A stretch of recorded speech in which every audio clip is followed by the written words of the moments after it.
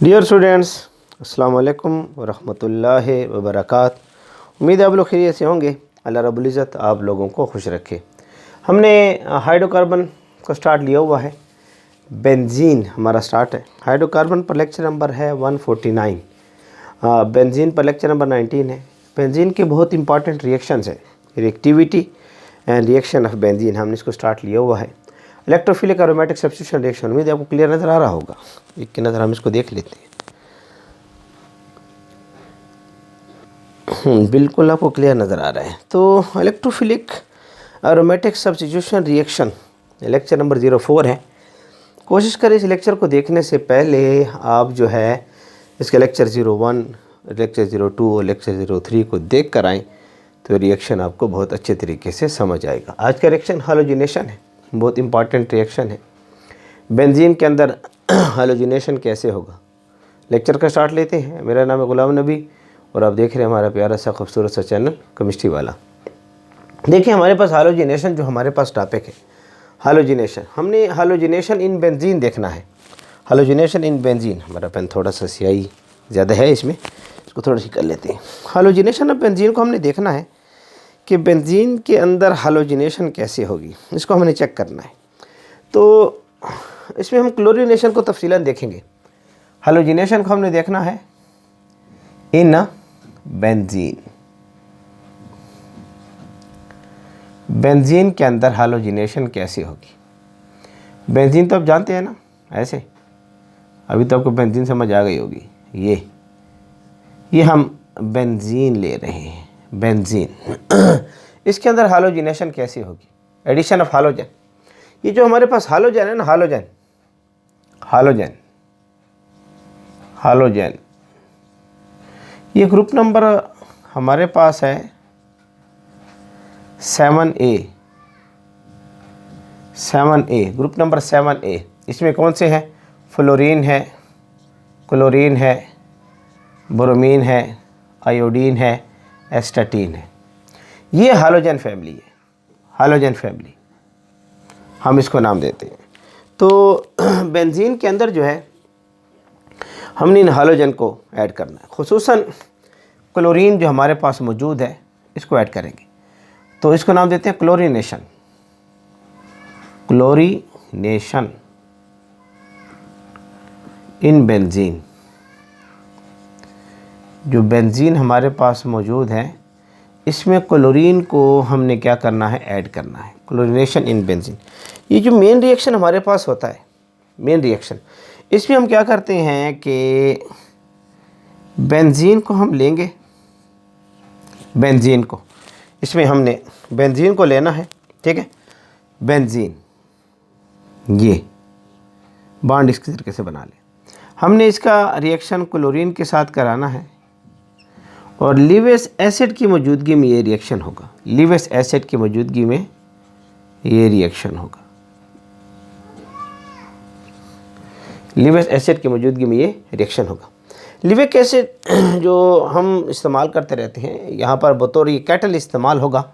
लिविक acid बतौर catalyst होगा, reaction को स्पीड अप करेगा, रिएक्शन को स्पीड अप करेगा। रिएक्शन में इसके मैकेनिज्म को हम पढ़ेंगे तफसीलन। लिविक एसिड जो यहाँ हम इस्तेमाल कर रहे हैं FeCl3, FeCl3 हम यूज़ करते हैं।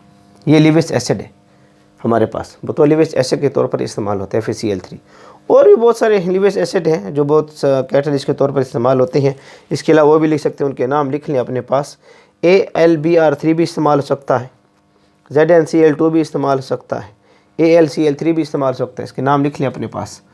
AlCl3 भी इस्तेमाल हो सकता है, ZnCl2 भी इस्तेमाल हो सकता है, ZnCl2, AlBr3 भी इस्तेमाल हो सकता है, AlBr3 भी इस्तेमाल हो सकता है लिविक एसिड के तौर पर। हमारे पास जो है BF3 भी इस्तेमाल हो सकता है कैटलिस्ट के तौर पर। BF3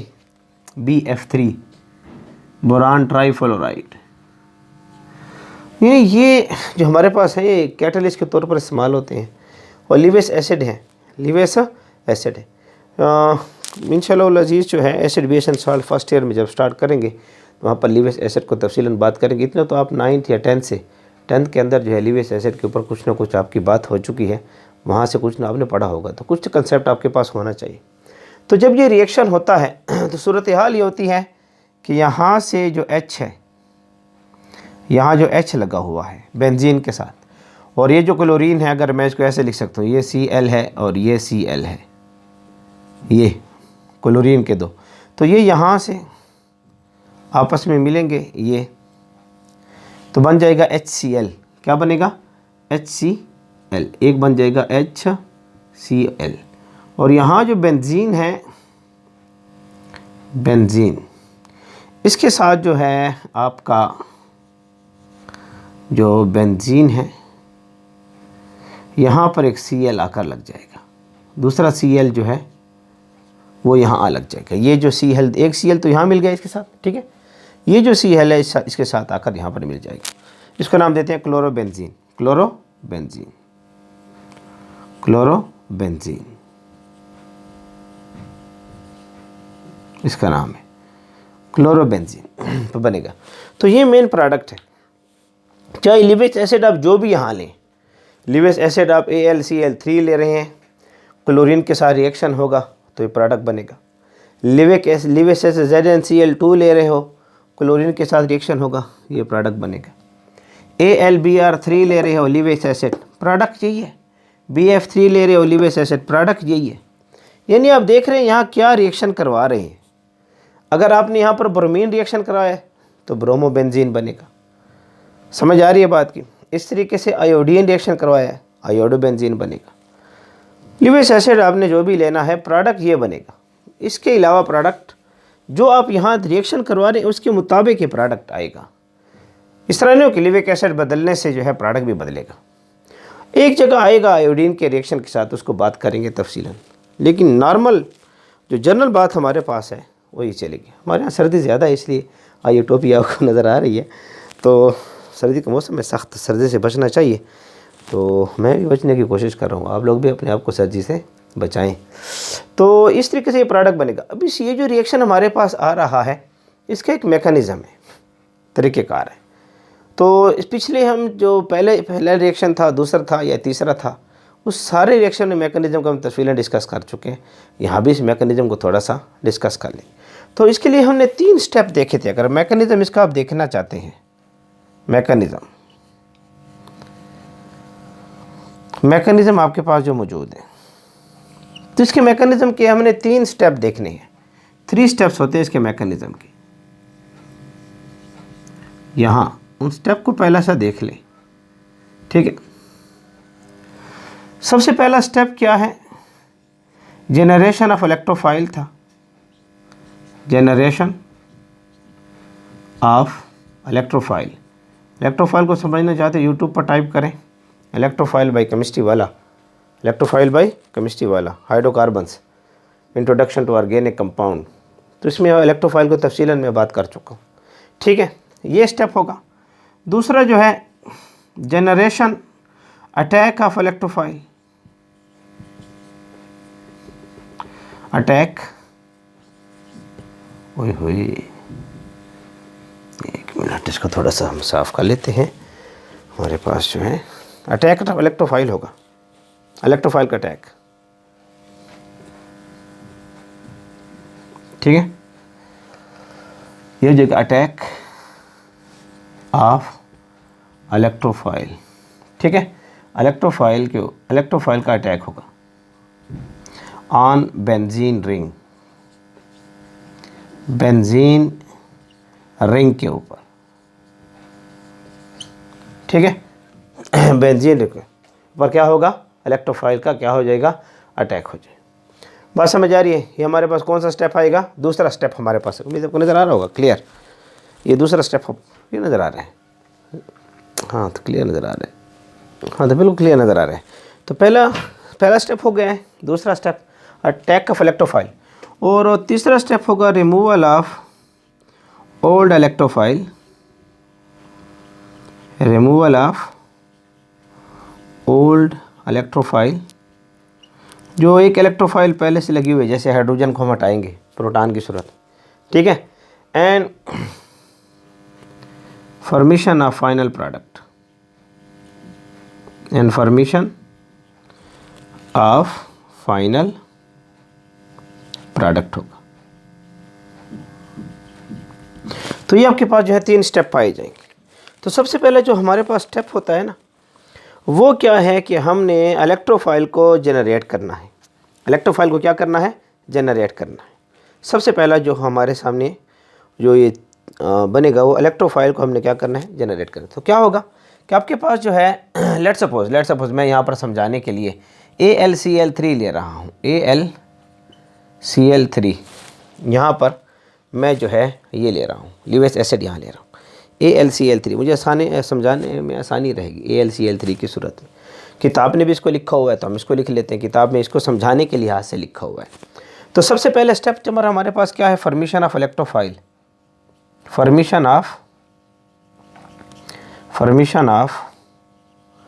electrophile. इलेक्ट्रोफाइल कैसे बनेगा? थोड़ा सा ऐसे करें। हमारे पास ये जो एल्यूमिनियम है ना, एल्यूमिनियम, ठीक है, इसके साथ जो है 3 क्लोरीन जो है बॉन्ड बना रहे हैं। ये Cl एक यहाँ लगा दूँ, एक Cl यहाँ लगा दूँ, एक Cl यहाँ लगा दूँ, ये ठीक है।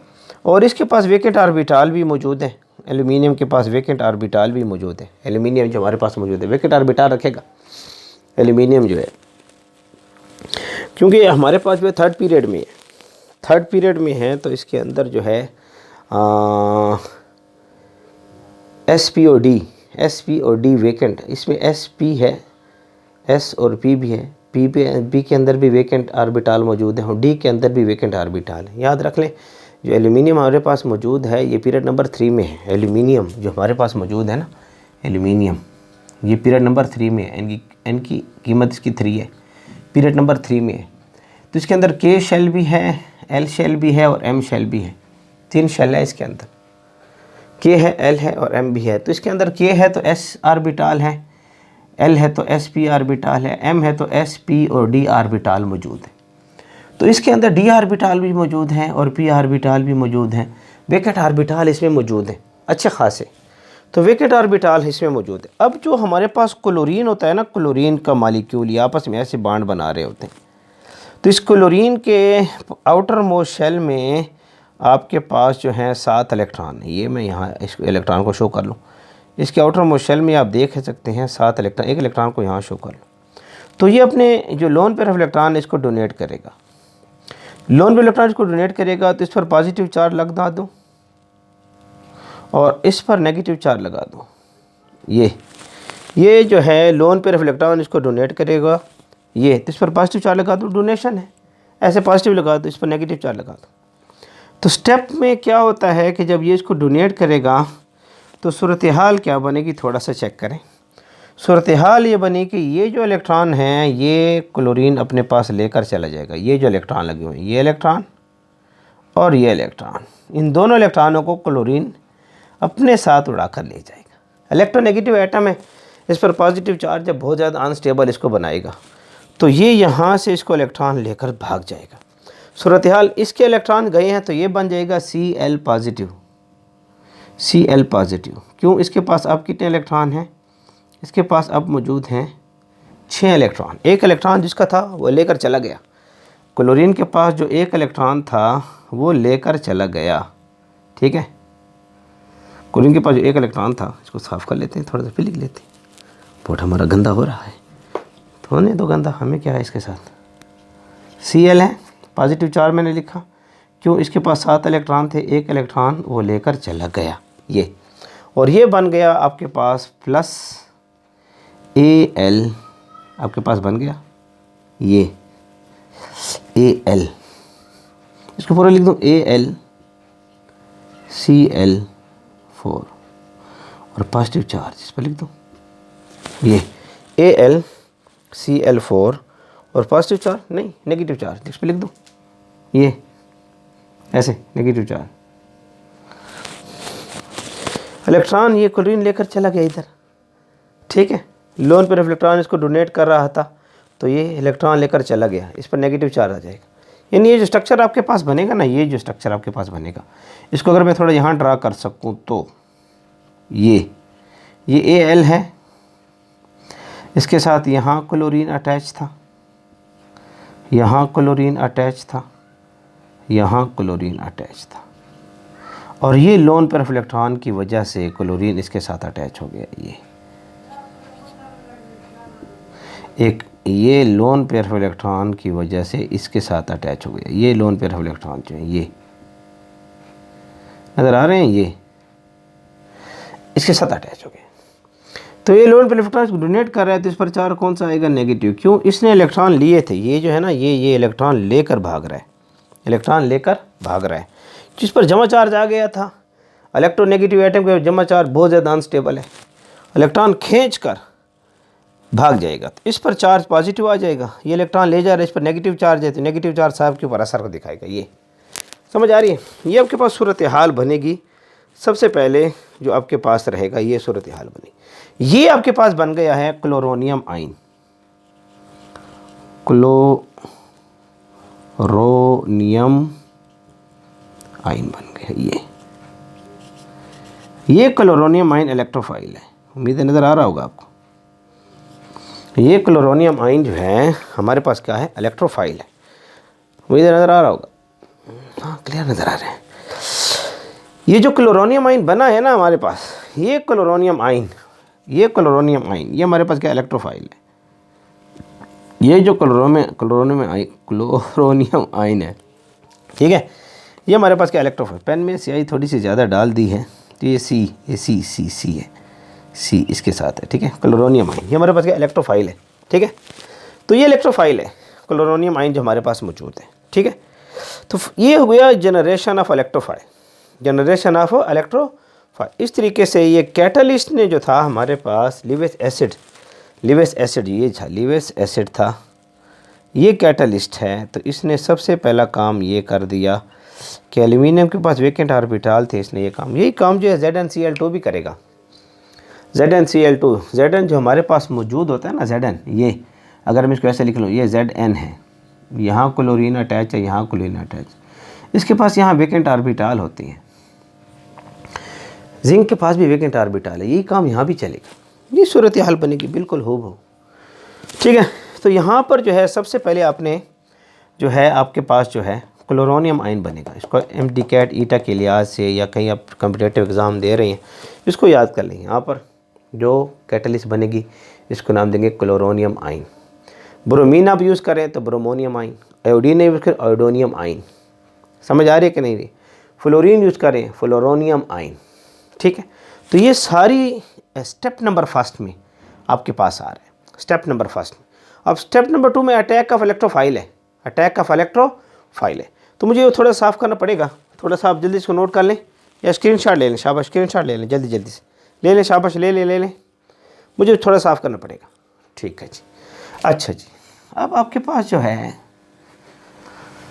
ये तो हो गया एक नंबर स्टेप। स्टेप नंबर 2 में आप थोड़ा सा देखें, अब होगा attack of electrophile, attack of electrophile. Step number 2 में, स्टेप नंबर 2,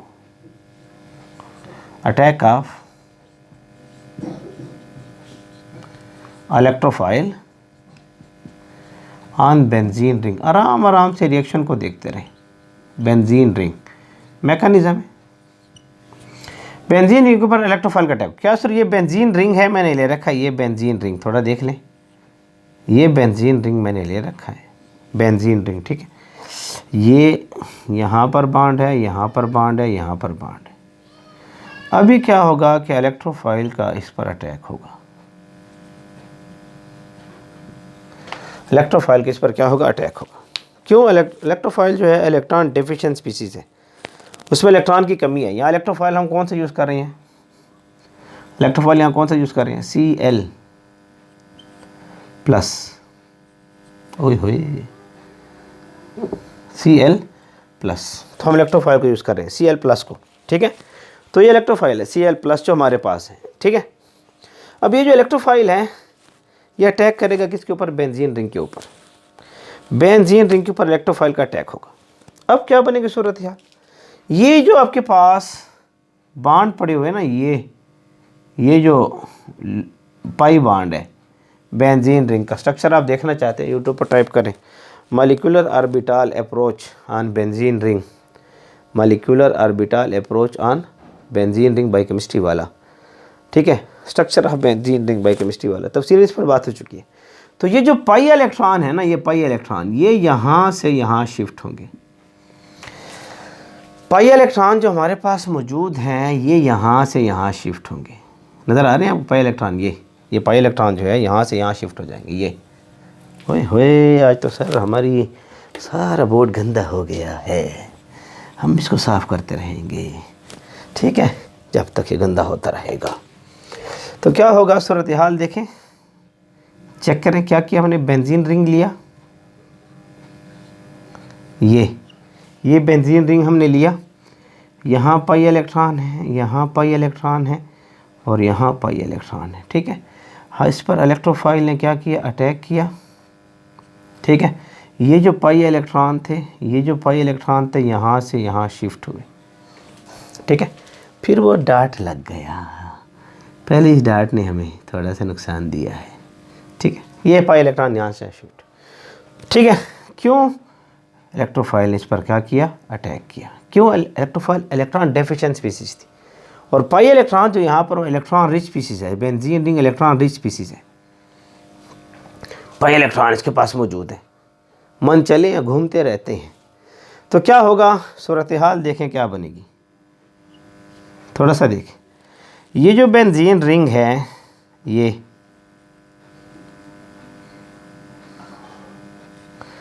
जो बेंजीन रिंग मैं बना रहा हूँ, ये तो ऐसे सच ही रहेगा, ऐसे ये भी ऐसे ही रहेगा। इसको थोड़ा हटा दूँ, ऐसे कर दूँ। ये इलेक्ट्रोफाइल यहाँ पर अटैक, ये जो इलेक्ट्रोफाइल अटैक किया ना, ये यहाँ से यहाँ शिफ्ट, पाई इलेक्ट्रॉन यहाँ से यहाँ शिफ्ट हुए, यहाँ से यहाँ शिफ्ट हुए। तो क्या हुआ, यहाँ पर Cl अटैच हो गया और यहाँ हाइड्रोजन पहले से मौजूद है, बेंजीन रिंग का अपना हाइड्रोजन। ये जो बेंजीन रिंग होता है इसके पास यहाँ हाइड्रोजन मौजूद है, यहाँ हाइड्रोजन है, यहाँ हाइड्रोजन है, यहाँ हाइड्रोजन है, यहाँ हाइड्रोजन है, यहाँ हाइड्रोजन है, यहाँ हाइड्रोजन है, बेंजीन हाइड्रोजन मौजूद है, ठीक है। बेंजीन का फॉर्मूला क्या है, C6H6 है ना, C6H6 है। यहाँ कार्बन होते हैं, ये कार्बन, ये कार्बन, ये कार्बन, ये कार्बन, ये कार्बन, ये कार्बन, ठीक है। तो ये जो है ना, ये जब इलेक्ट्रोफाइल ने इस पर अटैक किया, इलेक्ट्रोफाइल ने इस पर क्या किया, अटैक किया। अब ये जो कार्बन है ना, ये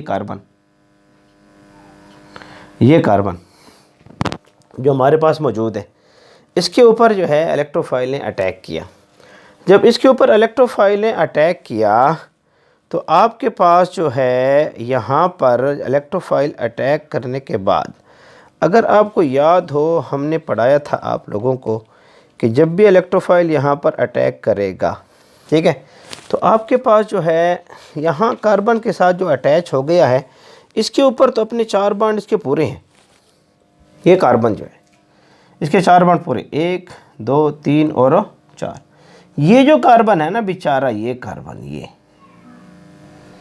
इसके चेक करें, यहाँ हाइड्रोजन है, 1 बॉन्ड ये आ रहा है, 1 बॉन्ड ये आ रहा है, तो इस कार्बन के 3 बॉन्ड हैं। तो यहाँ पर पॉजिटिव चार्ज बनेगा, इस कार्बन के ऊपर पॉजिटिव चार्ज आएगा। ये जो कार्बन है, ये कार्बन जो है, ये इस पर पॉजिटिव चार्ज आएगा। बात समझ आ रही है कि नहीं आ रही? अगर आप यहाँ चेक करें तो रेजोनेंस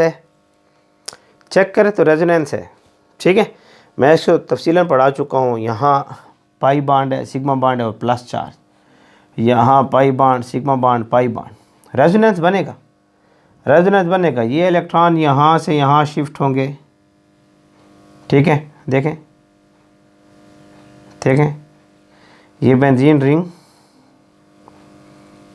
छोटा सा बना रहे हैं, यहाँ Cl अटैच है,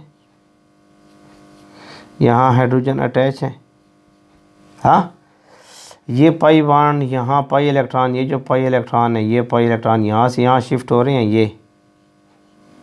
ये बॉन्ड तो वैसे मौजूद है और ये पॉजिटिव चार्ज यहाँ पर आ गया। क्यों? अब इस कार्बन के पास 3 बॉन्ड है, इस तरीके से ये पाई इलेक्ट्रॉन यहाँ से यहाँ शिफ्ट होंगे, क्या बनेगा थोड़ा सा चेक करें।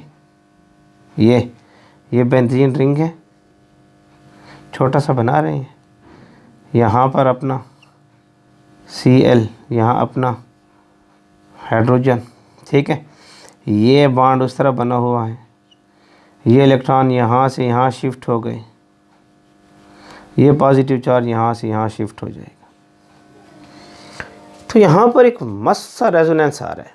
ये रेजोनेटिंग स्ट्रक्चर्स है। ये क्या है? रेजोनेटिंग स्ट्रक्चर्स हमारे पास है। ये रेजोनेटिंग स्ट्रक्चर है, resonating structure, resonating structure, resonating structure. यहाँ मस्त रेजोनेंस पाया जा रहा है, रेजोनेंस, ठीक है, रेजोनेंस पाया जा रहा है।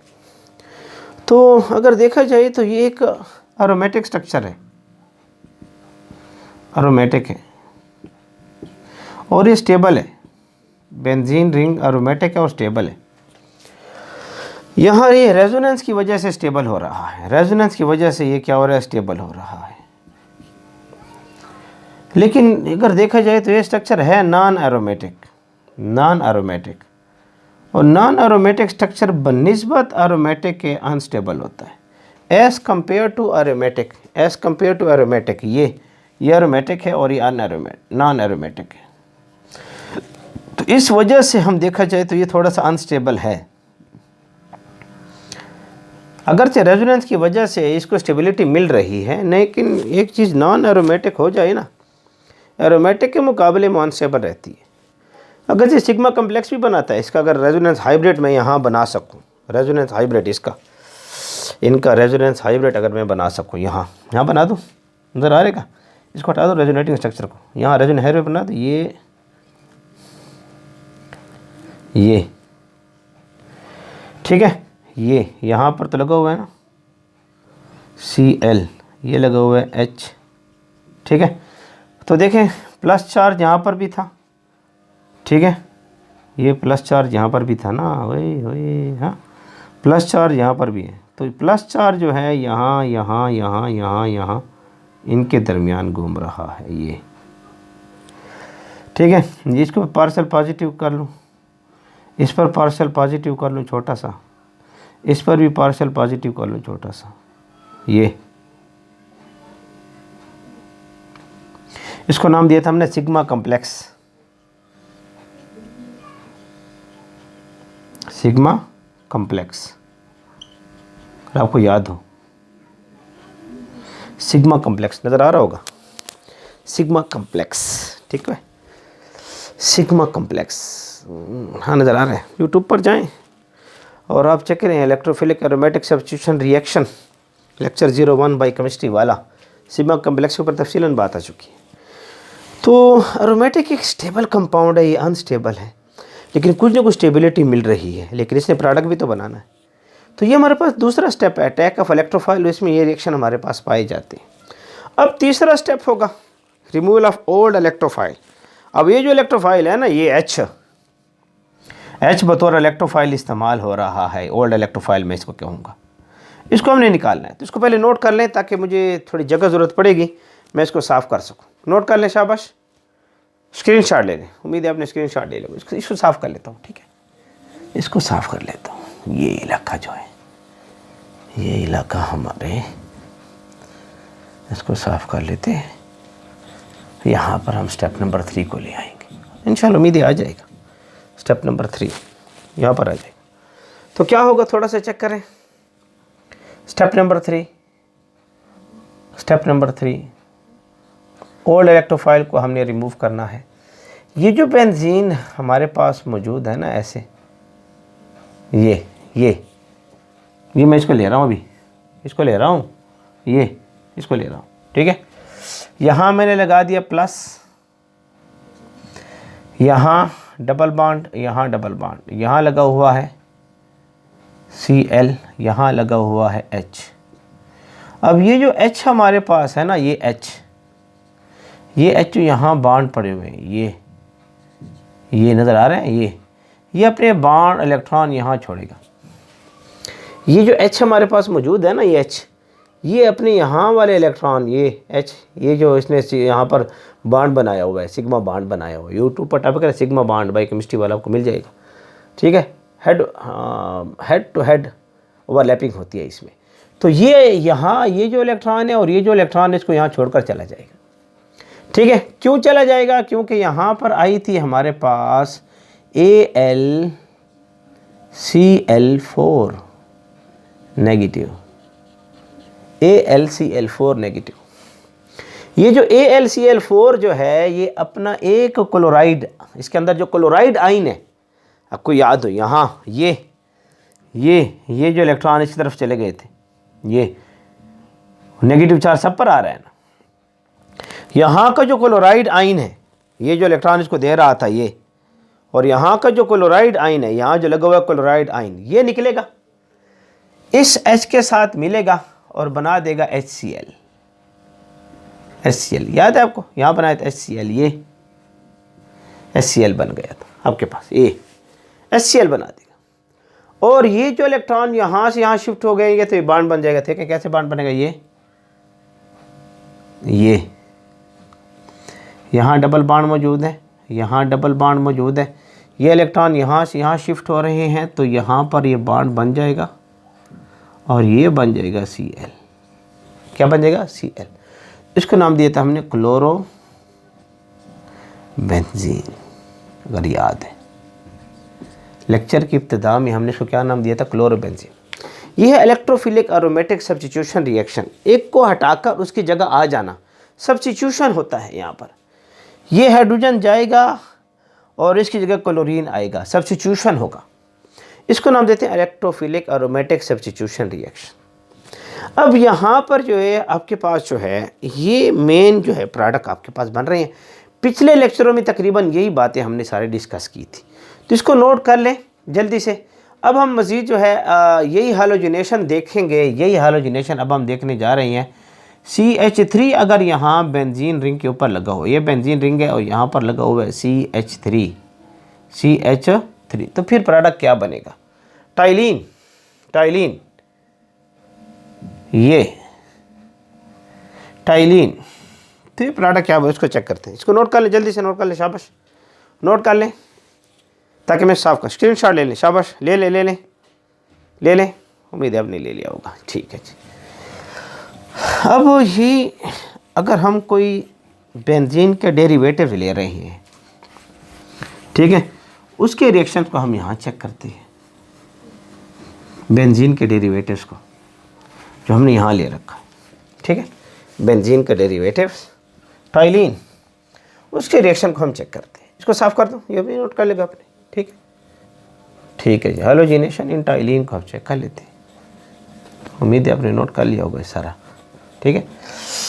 अब यही रिएक्शन जो है हम लेते हैं टाइलिन के अंदर, ठीक है, और टाइलिन में ये रिएक्शन कैसे होते हैं इसको हमने चेक करना है, ठीक है। अभी क्या होगा थोड़ा सा देखें। हमने क्या लिया कि हमने यहाँ पर ले रखा है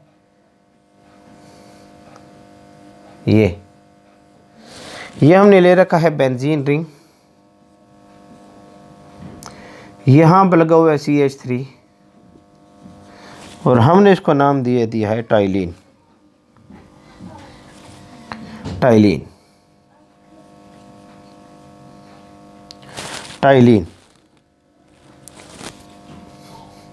स्पेलिंग ठीक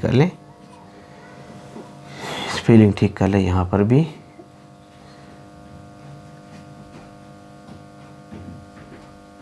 टाइलिन, ठीक है।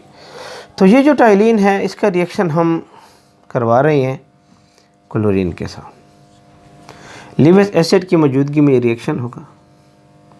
FeCl3 हम ले रहे हैं लिविस एसिड, ठीक है, इसकी मौजूदगी में ये रिएक्शन होगा। जब इसकी मौजूदगी में ये रिएक्शन होगा तो प्रोडक्ट हमारे पास क्या बनेगा? प्रोडक्ट को आप चेक कर लें यहाँ से। 3 किस्म के प्रोडक्ट हमारे पास यहाँ बनेंगे। 3 किस्म के प्रोडक्ट हमारे पास यहाँ बनेंगे।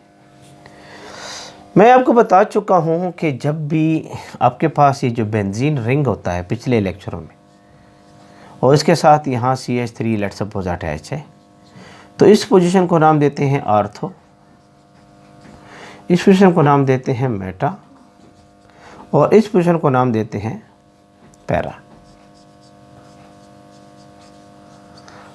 तो इसको ओ से शो करते हैं हम, इसको स्मॉल एम से शो करते हैं और इसको हम पी से शो करते हैं, आर्थो, मेटा और पैरा। तो आपके पास यहाँ पर ये देखा गया है कि ये हमें 3 किस्म के प्रोडक्ट देगा। ये बेंजीन रिंग छोटा सा बना लो, यहाँ CH3 लगा दो, यहाँ बेंजीन रिंग छोटा सा बना दो और इस पर लगा दो CH3 और यहाँ बेंजीन रिंग छोटा सा बना दो और इस पर लगा दो CH3। एक क्लोरीन यहाँ पर भी आपको नज़र आएगा, क्लोरीन यहाँ पर भी लगा हुआ नज़र आएगा और क्लोरीन यहाँ पर भी लगा हुआ नज़र आएगा आपको, ये ठीक है।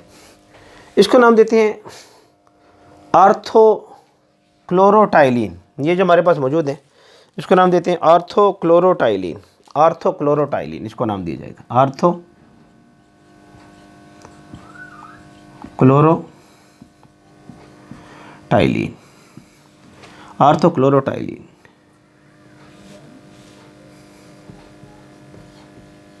ये नाम आर्थोक्लोरोटाइलिन, इसको हम ओ से भी शो करते हैं, इसको ओ लिखते हैं, ओ आर्थोक्लोरोटाइलिन। इसको नाम दिया जाएगा मेटा क्लोरोटाइलिन, मेटा क्लोरोटाइलिन। इसको नाम दिया जाएगा पैरा क्लोरोटाइलिन।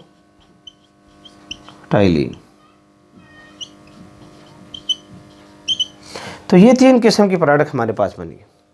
इनकी परसेंटेज को अगर आप चेक करें, इनकी जो परसेंटेज हमारे पास बन रही है, सबसे कम मेटा बनेगा 2%, आर्थो 43%, ये आर्थो 43% है, ये है 43%,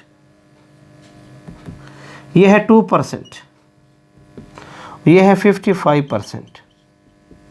ये MDCAT है, MCQ पूछते हैं which product is the minor product, सबसे कम कौन सा है, लीस्ट अमाउंट में कौन पैदा हो रहा है, इन दोनों में से विच वन इज माइनर, इन दोनों में से छोटा कौन सा कम बनेगा, 43%, ये लीस्ट अमाउंट ही है, ये आपके पास 55% है।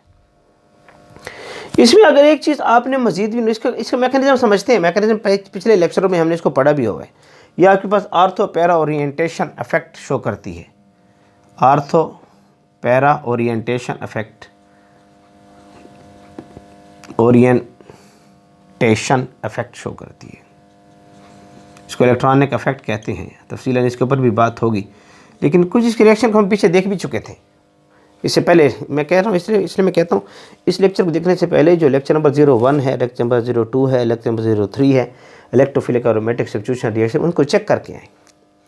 ये आपके पास जो है 43%, समझ आ रही है कि नहीं यार, इसको याद रख लें। क्यों आपके पास ये जो है ना, ये अगर आप चेक करें आपके पास जो है क्लोरीन जो है ना, क्लोरीन इसका पीरियड नंबर 3 है, एन की कीमत इसकी 3 है, पीरियड नंबर 3, इसके अंदर जो है पीरियड नंबर 3 है, इसके अंदर एस किसके अंदर जो शेल है आपके पास मौजूद है, के शेल भी है, एल भी है और एम भी है, 3 शेल हैं। ऑर्बिटल देखें, एस है, एस पी है और एस पी डी, बल्कि ग्रुप है, ये एक बल्कि ग्रुप है, बल्कि इसको हम बल्कि ग्रुप का नाम देते हैं, ये एक बल्कि ग्रुप है, इसका साइज़ बड़ा है, क्लोरीन का साइज़ बड़ा है और ये भी एक बल्कि ग्रुप है CH3, आपस में इनकी रिपल्शन पाई जाएगी। असल में बल्कि ग्रुप Cl है, इनकी रिपल्शन है, आपस में रिपल्शन, इनके दरमियान रिपल्शन होगी, रिपल्शन। यहाँ बल्कि ग्रुप नीचे है, इतनी ज़्यादा रिपल्शन नहीं है, ये यहाँ इनके दरमियान रिपल्शन है लेकिन कम है, यहाँ भी रिपल्शन है,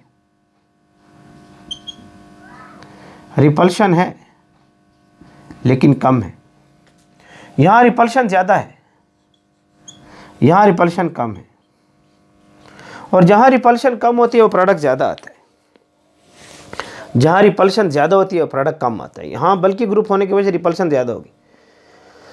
यही हम नाइट्रो में देखें, यहाँ नाइट्रोबेंजीन अगर आपको याद हो, यहाँ पर हमने नाइट्रोबेंजीन भी अगर पिछले लेक्चर नाइट्रेशन यूट्यूब पर टाइप करें, नाइट्रेशन ये बेंजीन रिंग था और यहाँ CH3 अटैच था और यहाँ पर NO2 हमने लिया था।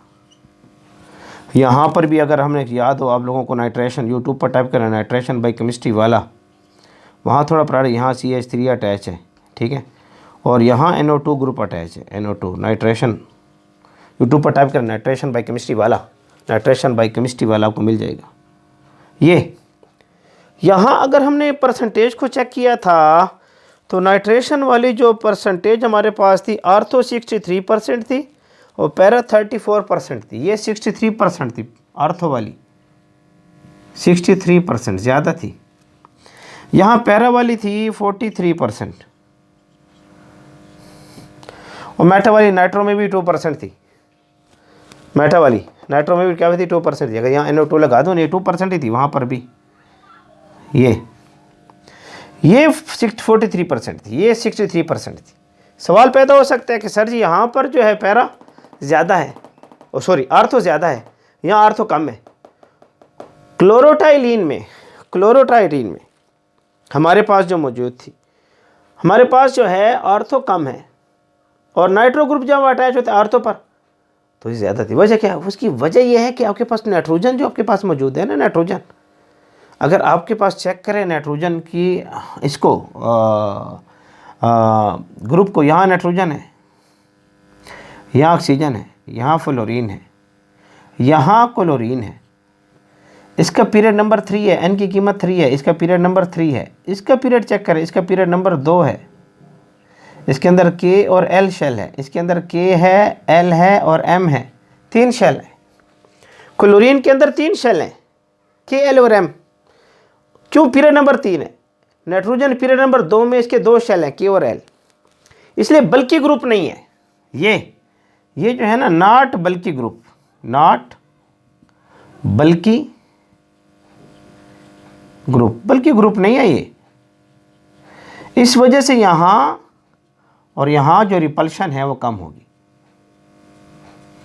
नॉट बल्कि ग्रुप, रिपल्शन जो है इनके दरमियान यहाँ जो रिपल्शन होगी, छोटा सा लिख देता हूँ, रिपल्शन कम होती है, तो इसलिए ये प्रोडक्ट ज़्यादा है। इन चीज़ों को दिमाग में रख लें। रिपल्शन जितनी ज़्यादा होती है ना पैरा पोजीशन के ऊपर, प्रोडक्ट कम बनेगा, बल्कि ग्रुप आएगा तो पैरा पर के ऊपर, सॉरी, रिपल्शन जितनी ज़्यादा होगी आर्थो के ऊपर, प्रोडक्ट कम आएगा, बल्कि ग्रुप आएगा, रिपल्शन ज़्यादा होगी तो आर्थो के ऊपर प्रोडक्ट कम आएगा। बल्कि ग्रुप नहीं होगा, जैसे NO2 में नाइट्रो, बल्कि ग्रुप नहीं होगा, रिपल्शन आर्थो पर कम होगी, प्रोडक्ट ज़्यादा आएगी। इसको अच्छे तरीके से नोट कर लें। इसका मैकेनिज्म क्या है, इसको हम थोड़ा सा चेक करें, इसको नोट कर लें, पहले इसको नोट कर लें, जल्दी से नोट कर लें, मैकेनिज्म को देख लेते हैं जल्दी से, शाबाश, जल्दी से देख लेते हैं। मैकेनिज्म यहाँ भी हो सकता है, आपके पास जो है आर्थो पर ओरिएंटेशन ग्रुप है, यहाँ इसको चेक कर लें, इसको थोड़ा सा ओरिएंटेशन इफेक्ट को देख लें।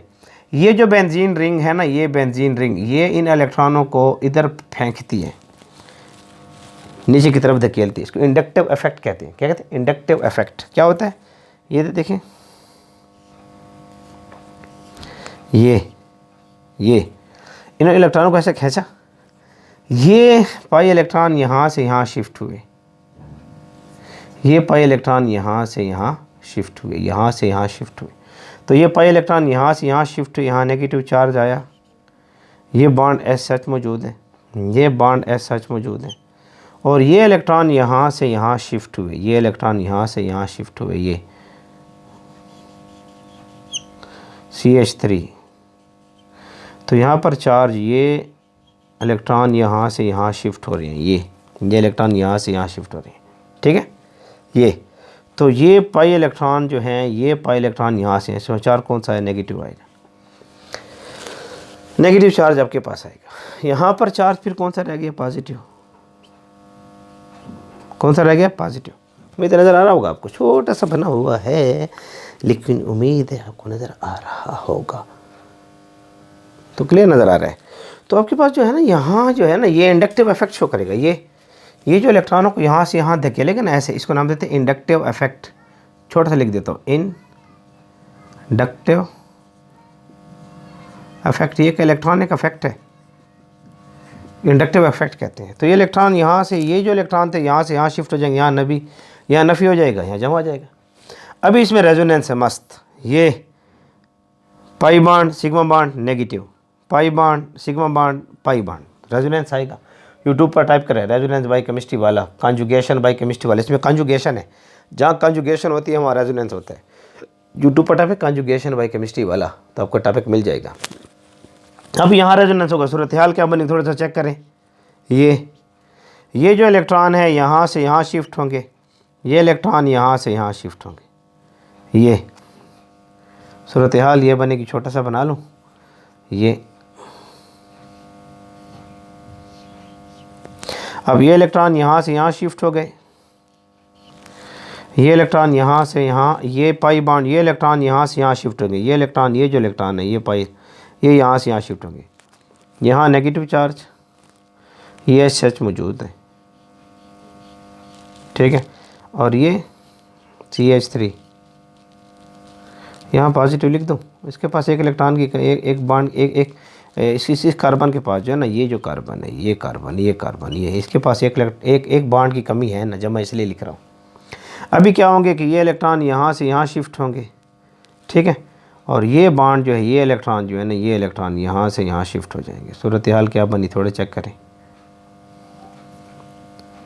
ये थोड़ा सा साफ़ कर दो सर, डायग्राम खूबसूरत बनाएं, साफ लिखे सर। तो साफ तो लिख रहा हूँ, कोशिश तो कर रहा हूँ, ठीक है। ये CH3,